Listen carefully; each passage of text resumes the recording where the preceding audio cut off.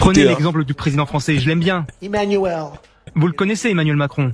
Macron. J'adore l'accent français. Emmanuel.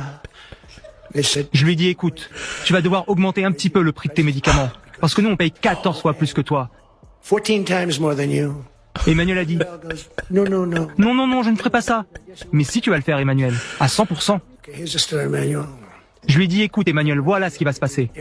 Avant lundi, tu dois faire tout ce que je t'ai dit. Il n'y a pas, pour moi, de scénario où les États-Unis d'Amérique seraient mis dans une situation de violer la souveraineté danoise. Cela n'existe pas. Et donc je ne peux pas croire qu'ils trahissent ses engagements à côté sur le Groenland. Donc le Groenland est un territoire qui est sous souveraineté danoise, ça restera, et je sais que les Américains continueront d'avancer avec nous pour la paix et la sécurité en Europe. Ça ne devrait étonner personne. Nous assistons clairement à une relation de suzerain à vassal. La parole du président Macron ne pèse plus grand-chose et, sur le plan géopolitique, la France ne pèse quasiment rien sur les grandes décisions stratégiques. Elle suit, elle s'aligne, elle exécute et elle se tait. C'est en Afrique qu'il menace des dirigeants, qu'il instrumentalise les Africains vivant en Occident pour faire le sale boulot communicationnel. Sinon, face aux États-Unis, la France ne vaut rien.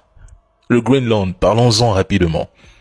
Vous pensez sérieusement que si Donald Trump décidait d'envahir ce territoire, qui au sein de l'OTAN pourrait réellement l'en empêcher? Personne n'oserait aller à l'affrontement. Ni sanctions crédibles, ni riposte militaire, seulement des communiqués, des préoccupations et des réunions d'urgence. Et s'il le faisait, ce serait la démonstration ultime d'une réalité que beaucoup refusent d'admettre. L'OTAN n'est forte que contre les faibles, jamais contre celui qui tient la clé du rapport de force. À partir de là, toutes les leçons de morale, toutes les indignations sélectives tomberaient d'elles-mêmes. Afrique, armons-nous. Seul le rapport de force compte. Seul le rapport de puissance compte. Je vous assure, le reste n'est que propagande, désinformation, voire distraction. Force aux soumis. Écoutez, en route, la porte est ouverte, va déboucher, parce qu'il n'y a pas de solution militaire dans ce conflit entre deux peuples slaves, l'Ukraine et la Russie.